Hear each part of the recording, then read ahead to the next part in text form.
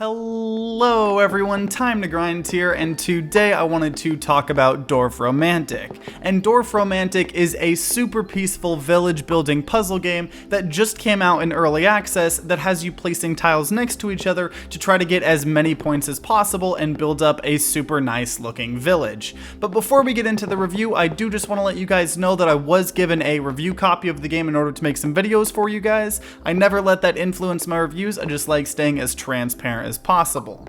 So in Dorfromantik, you start out with a blank slate and a pile of tiles in the bottom right of your screen. And your job is to place down the tiles in hopes of matching certain objects together. So you want to try to connect forests with other forests, houses with other houses, railroads with other railroads, and on and on. And the more of these that you get together, the more points you get, and overall the main objective of the game, besides just being a completely relaxing experience, is to get as high of a score as you can. Now every now and then the tiles you place down will give you a quest, and these are pretty much like you need to have 30 houses touching or have 100 trees touching, and if you complete the quest you get more tiles added to your pile. And these are important to complete because if you run out of tiles then the game is over. Also, every now and then you might find a special tile in the middle of an area with a quest that you can complete to unlock brand new types of tiles and buildings.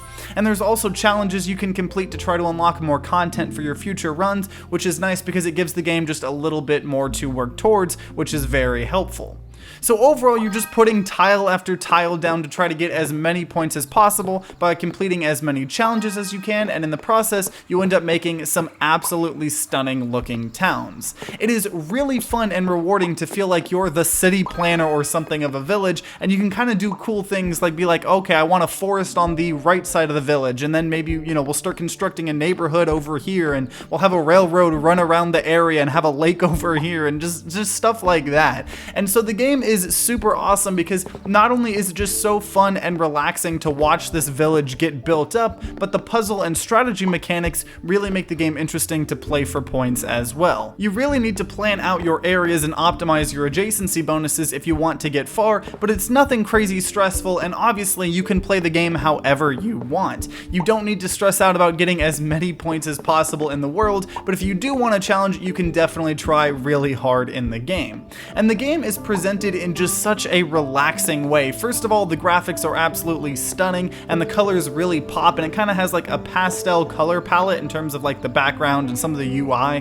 which is really relaxing. There's also really calming music that plays along with ambient sounds like wind blowing or birds chirping or dogs barking that all really just kind of completely put you in a zen place, and it's absolutely amazing. And the game did just launch in early access, but overall they could have launched officially and I wouldn't have batted an eye. The core gameplay is there, but they're going to be adding more things like a creative mode that allows you to build freely without the tile limits and quests, along with just adding more content like new and unique tiles. So I know this wasn't a huge in-depth review, but I just wanted to make at least some sort of review for this game because I absolutely love little experiences like this, and they are such a breath of fresh air sometimes depending on what you've been playing. So if you guys are interested in a super relaxing village builder with some awesome puzzle mechanics, I would absolutely recommend picking up Dorfromantik. Even if it never got updated again, I would still say it is so worth it, and I'm super excited to see the type of stuff that they add to the game in future updates.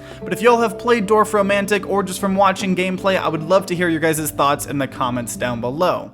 Also, if you want to see what a whole run of the game actually looks like and, feels like, definitely check out the Let's Play I made for the game as well. And if you enjoyed this video, then consider leaving a like down below and subscribing and ringing that bell like all the big boy YouTubers say to see future videos. And if you're going to be grinding out some villages in Dorfromantik, then I wish you guys luck and see you all next time.